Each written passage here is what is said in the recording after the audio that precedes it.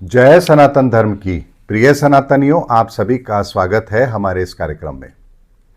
सनातनियों, इस युग परिवर्तन के अंदर बहुत सारे ऐसे कार्य होंगे जो हम मनुष्यों के द्वारा ही संपन्न होंगे। यानी इच्छा शक्ति उस परमपिता परमेश्वर की है, लेकिन इस परिवर्तन को इस धरती पर लागू कराने के लिए कहीं बाहर से कोई नहीं आएगा, हम में से ही कुछ लोगों का चयन अवश्य होगा। और ये चयन इतना आसान भी नहीं होगा। कैसे ये चयन होगा, कैसे आप इसमें सम्मिलित हो सकते हैं, कैसे आप इस परिवर्तन का हिस्सा बन सकते हैं, आज के वीडियो के अंदर मैं आपके सामने वही रहस्य रखने जा रहा हूं। सबसे पहले एक बात को समझिए सनातनियों, कि यदि मान लीजिए किसी देश के अंदर सरकार कोई नियम बनाती है और उस नियम के तहत कुछ लोग उसके फायदे को लेने के लिए पात्र होते हैं। जैसे मान लीजिए भारत सरकार गरीबों के लिए मुफ्त अनाज की योजना बना रही है और संसद के अंदर वो एक कानून बन गया। अब ऐसे में क्या भारत सरकार के इस कानून बन जाने से क्या गरीबों को घर बैठे न्याय मिल जाएगा? क्या घर बैठे उन्हें वो राशन मिल जाएगा? ऐसा नहीं होगा। उसके लिए भी एक प्रक्रिया अपनाई जाती है। वो प्रक्रिया क्या होती है कि आवेदन लिए जाते हैं। जो भी परिवार या जो भी व्यक्ति इस मुफ्त अनाज की स्कीम के तहत पात्र हैं, उन लोगों से आवेदन लिए जाते हैं और आवेदन के पश्चात उनकी जांच होती है और फिर उन्हें उस लाभ से लाभान्वित किया जाता है। आप कहीं पर भी चले जाएं, आपको यही प्रक्रिया फॉलो करने को मिलेगी। ऐसे में आप एक बात को और समझिए, यदि मान लीजिए कोई बालक किसी स्कूल में एडमिशन लेना चाहता है तो वहां भी आवेदन होता है। आप अपना लाइसेंस बनवाना चाहते हैं, वहां भी आपको आवेदन करना होगा। यानी अगर हमें कुछ भी चाहिए, हम कुछ भी सुविधा चाहते हैं सरकार से, तो हमें आवेदन तो करना ही पड़ता है। ऐसे में अगर हम मनुष्य भी किसी योजना को लागू करने के लिए इस प्रक्रिया की पालना करते हैं, बिना आवेदन आपको लाभार्थी नहीं माना जाएगा। ऐसे में परमात्मा भी इस समय जो युग परिवर्तन लागू करने वाले हैं इस धरती पर, ये युग परिवर्तन लागू होगा उससे पहले भी ईश्वर ने हमारे सामने एक आह्वान रखा है कि कौन इस युग परिवर्तन में शामिल होना चाहता है। और यही प्रक्रिया आज पहली बार नहीं अपनाई जा रही है। इस धरती पर जब जब कोई संत महापुरुष आए और उन्होंने एक नया विचार दिया, उनके विचारों से एक नए धर्म की स्थापना हुई। जैसे जीसस क्राइस्ट के बाद में ईसाई धर्म बना, मोहम्मद साहब के बाद इस्लाम अस्तित्व में आया, गुरु नानक देव के बाद सिख धर्म अस्तित्व में आया, महात्मा बुद्ध के बाद बौद्ध धर्म अस्तित्व में आया। तो ये वो विचारधारा थी जो इस समाज के अंदर रखी गई। ऐसे में इस विचारधारा के अंदर भी एक बात कॉमन आपको पाई जाएगी कि हर व्यक्ति ने, हर महापुरुष ने इस धरा पर उस समय जो लोग थे, उनके सामने एक मैकेनिज्म रखा कि ये धरती ईश्वर की बनाई हुई है और अगर आपको ईश्वर की कृपा चाहिए, आप अपने जीवन में कल्याण चाहते हैं, तो आपको ईश्वर से प्रार्थना तो करनी पड़ेगी। लेकिन उस समय के लोगों को यह पता भी नहीं था कि आखिर प्रार्थना की कैसे जाती है। तो वहां उन संतों महापुरुषों ने भी एक विधान दिया, एक तरीका दिया कि ईश्वर से प्रार्थना कैसे की जाती है। एक नियम बनाया और उस नियम की पालना उस धर्म को मानने वाले लोग आज तक करते हैं। ऐसे में ईसाई धर्म के अंदर गॉड को पाने के लिए, उनकी कृपा को पाने के लिए यहां चर्च में जाकर प्रार्थना की जाती है। इस्लाम के अंदर नमाज पढ़ने का फर्ज बताया गया। हमारे हिंदू शास्त्रों के अंदर ईश्वर से प्रार्थना, ईश्वर की पूजा, ये नियम हमारे जीवन में शामिल किया गया। तो सिख धर्म के अंदर सुखमनी साहिब का पाठ करने की प्रथा वहां शामिल की गई। जैन में सिद्धांत दिए गए, जैन सिद्धांत जिन्हें आपको फॉलो करना होता है। बौद्ध में भी प्रार्थना का एक अपना तरीका है। यानी जितने भी धर्म हैं, उन धर्मों के अंदर प्रार्थना को प्राथमिकता दी गई है, क्योंकि ये नियम इस धरती पर भी लागू होता है। एक सामान्यता जो मैंने आपको उदाहरण से बताया, तो ईश्वर की बनाई हुई सृष्टि के अंदर भी यह नियम लागू जरूर होता है। ऐसे में हमारी प्रार्थना ही जो हम ईश्वर से करते हैं, यही प्रार्थना ईश्वरीय कार्य में हमारा चयन करवाती है। इसीलिए इस युग परिवर्तन के अंदर यदि हमें भी इस परिवर्तन का हिस्सा बनना है, इस ईश्वरीय योजना का हिस्सा बनना है, तो हमें भी ईश्वर से प्रार्थना तो करनी पड़ेगी। तो क्या प्रार्थना का स्वरूप अलग होगा? क्या वो किसी धर्म से जुड़ा हुआ होगा? क्या उसके पीछे मान्यताएं अलग होंगी? तो सनातनियों, आरंभिक जो प्रक्रिया होती है वो बिल्कुल अलग होती है। यानी आप जिस धर्म में भी हैं, जिस विचारधारा को भी मानते हैं, उसी विचारधारा से, उसी नियम से केवल और केवल सच्चे मन से ईश्वर से आपको प्रार्थना करनी है, हे ईश्वर, इस युग परिवर्तन के अंदर मुझे भी एक मौका दिया जाए। मैं भी इस युग परिवर्तन का हिस्सा बनना चाहता हूं और आपकी कृपा मुझ पर बनी रहे, ऐसी मैं आपसे प्रार्थना करना चाहता हूं। ये प्रक्रिया यदि आप अपनाएंगे तो निश्चित तौर पर इस युग परिवर्तन के अंदर आपका चयन भी अवश्य हो सकता है। फिर यदि आप मुस्लिम संप्रदाय से आते हैं और आप मानते हैं इमाम मेहंदी आएंगे, तो अपने धर्म के अनुसार उस अल्लाह ताला से प्रार्थना करो, इबादत करो कि उस इमाम मेहंदी के कार्य में आप सहयोगी बने। ऐसी कृपा अल्लाह आपके ऊपर करे। अगर आप जीसस क्राइस्ट को फॉलो करते हैं तो गॉड से प्रार्थना कीजिए कि हे गॉड, आपका जो सेवियर आ रहा है, हम उसके साथ मिलकर के इस दुनिया के लिए कुछ कर पाएं, ऐसी कृपा हम पर करें। यदि आप भविष्य मालिका को फॉलो करते हैं, आप हिंदू धर्म को फॉलो करते हैं, तो आप ईश्वर से प्रार्थना कीजिए, हे ईश्वर, जो कल्कि आ रहे हैं, हम उनकी योजना का हिस्सा बन पाएं, हम उसके इस पवित्र कार्य में अपने आप को समर्पित कर पाएं, हमें वो संकेत दें। यहां आपको ये प्रार्थना करनी है। यानी आप जिस धर्म में भी है, आपको केवल और केवल सच्चे मन से प्रार्थना करनी है। फिर देखिए ईश्वर आपका चयन इस कार्य के लिए कैसे करते हैं।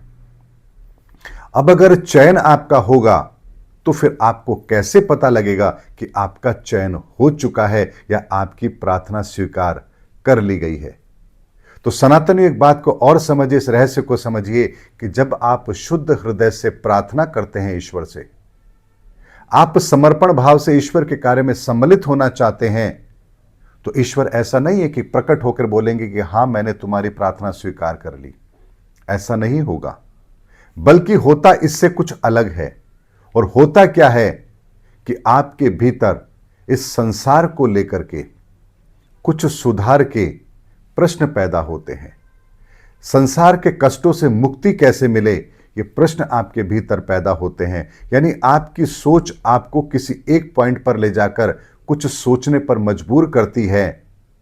और जैसे ही ये विचार आपके भीतर आता है, आप देखते हैं कि अगले 24 घंटों के अंदर ही या तो कोई संकेत आप तक आया है या कोई मैसेज के थ्रू, यानी आपने न्यूज़पेपर में देखा कि जो प्रश्न आपका था उसी प्रश्न का समाधान आपको या तो न्यूज़पेपर में मिल रहा है या टीवी पर मिल रहा है या किसी वीडियो के माध्यम से। यानी आपका प्रश्न आपके मन में था, आपने किसी से कहा नहीं, लेकिन उस प्रश्न का वास्तविक उत्तर आपके सामने अगले 24 घंटे में किसी न किसी माध्यम से आप तक पहुंच रहा है। तो समझ लेना, ये संकेत आपके लिए बहुत ही बेहतर संकेत है और आपका चयन उस ईश्वरीय कार्य के लिए किया जा चुका है। इसीलिए सनातन एक बात को समझिए, जब आप ईश्वर से प्रार्थना करते हैं तो वो प्रार्थना आपकी स्वीकार अवश्य होती है। और ऐसा आपके जीवन में भी होता है। जो लोग बहुत सकारात्मक दृष्टिकोण रखते हैं, रोज ईश्वर से प्रार्थना करते हैं, जब कोई परेशानी में होते हैं, ईश्वर के सामने हाथ जोड़कर प्रार्थना करते हैं, हे ईश्वर, ये परेशानी मेरे लिए बहुत बड़ी है, मेरे पास इससे बाहर निकलने का रास्ता भी नहीं है। मैं आपको प्रणाम करता हूं, आपसे प्रार्थना करता हूं कि मुझे इस मुसीबत से बाहर निकलने का कोई रास्ता दे। ये परेशानी मेरी समाप्त हो, ऐसा कोई रास्ता मुझे बताएं। और आप देखते हैं कि अगले कुछ समय के अंदर ही, यानी कि 1 से 2 दिन के अंदर ही उस समस्या से संबंधित समाधान आपके सामने होता है। ऐसा आप लोगों के जीवन में बहुत बार हुआ होगा, अनेकों लोगों के साथ हुआ होगा। ये ईश्वर के सामने की गई प्रार्थना का ही परिणाम है कि आपकी उस समस्या का समाधान ईश्वर अवश्य करते हैं। इसीलिए ईश्वर से प्रार्थना एकमात्र विकल्प है मनुष्यों के लिए, और ये नियम हर धर्म के अंदर फॉलो होता है। ऐसा एक भी धर्म इस धरा पर बना ही नहीं जिसमें प्रार्थना का नियम शामिल ना किया गया हो। इसीलिए अपने जीवन के अंदर ईश्वर से प्रार्थना का नियम अवश्य लागू कीजिए। और एक महत्वपूर्ण बात यहां पर और बताता हूं, जब आरंभ में कोई नई विचारधारा दी जाती है तो लोगों को पता नहीं होता है कि आखिर प्रार्थना की कैसे जाती है। तो महापुरुषों के द्वारा ही उन्हें एक नियम बता दिया जाता है कि आपको प्रार्थना ऐसे करनी है। और वो नियम इसलिए होता है ताकि व्यक्ति कम से कम शुरुआत तो करे। धीरे धीरे उसकी प्रार्थना का असर होगा, ईश्वर स्वयं उसको प्रेरणा देंगे और वो अपने जीवन को और बेहतर ढंग से लाभान्वित कर पाएगा। ऐसे में एक नियम जो हमारे लिए बनाया जाता है प्रार्थना के लिए, चाहे वो नमाज हो, आरती हो, या चर्च में जाकर प्रार्थना हो, या सुखमनी साहिब का पाठ हो, कोई सा भी नियम हो, ये नियम एक समय विशेष के लिए बनाया जाता है। लेकिन समय के आधार पर इसमें भी विकृति आती है। बहुत से लोग अपने निहित स्वार्थ के कारण से इन प्रक्रियाओं में भी बाधा उत्पन्न कर देते हैं, मिलावट कर देते हैं। ऐसे में वर्तमान समय के अंदर आपकी प्रार्थना का स्वरूप सही है या नहीं है, ये जांचने का समय अब नहीं है। ऐसे में केवल और केवल यदि आप शुद्ध हृदय से भी प्रार्थना करते हैं कि हे ईश्वर, इस युग परिवर्तन के समय में मैं आपके बताए हुए रास्ते पर चल सकूं, ऐसी प्रेरणा मुझे दीजिए, मात्र ये प्रार्थना भी आप करेंगे तो आपकी प्रार्थना स्वीकार्य होगी। इसीलिए एक बात को समझिए, अगर आप कोई नियम बनाते हैं, बहुत से लोगों के नियम हैं, वो हनुमान चालीसा का पाठ करते हैं, कोई व्यक्ति नमाज पढ़ता है, कोई व्यक्ति चर्च में जाकर प्रार्थना करता है, कोई गुरुद्वारे जाकर प्रार्थना करता है, कोई बौद्ध मठ में जाकर प्रार्थना करता है, यानी उनका अपना तरीका है, अपना एक फिक्स पैटर्न है। लेकिन जो क्रियाएं आप कर रहे हैं, आप करते रहें, मैं आपको मना नहीं कर रहा, लेकिन उस क्रिया को करने के पश्चात 1 से 2 मिनट के लिए अगर आपकी कोई वर्तमान समस्या भी है जिसका समाधान भी आपको चाहिए, तो वहां प्रार्थना अवश्य करो ईश्वर से, हे ईश्वर, मेरे सामने धर्म संकट है या मेरे सामने ये परेशानी है, मैं इससे बाहर निकलना चाहता हूं, कृपया मेरा मार्गदर्शन करें। फिर देखिए आपकी वो क्रियाएं भी, आपकी वो प्रार्थनाएं भी कैसे रंग लाती है और आपको अपनी परेशानी से बाहर निकलने का रास्ता जरूर मिलेगा। इसीलिए रोज अपने जो आपके धर्म की क्रियाएं हैं उसमें इस प्रार्थना को शामिल जरूर कीजिए। फिर देखिए आपके जीवन में वो ईश्वर, वो अल्लाह, वो वाहे गुरु कैसे चमत्कार करता है। क्योंकि ईश्वर को आपके संसाधन नहीं चाहिए, ईश्वर आपकी क्रियाओं से प्रसन्न नहीं होता, ईश्वर तो केवल आपकी प्रार्थना से प्रसन्न होता है।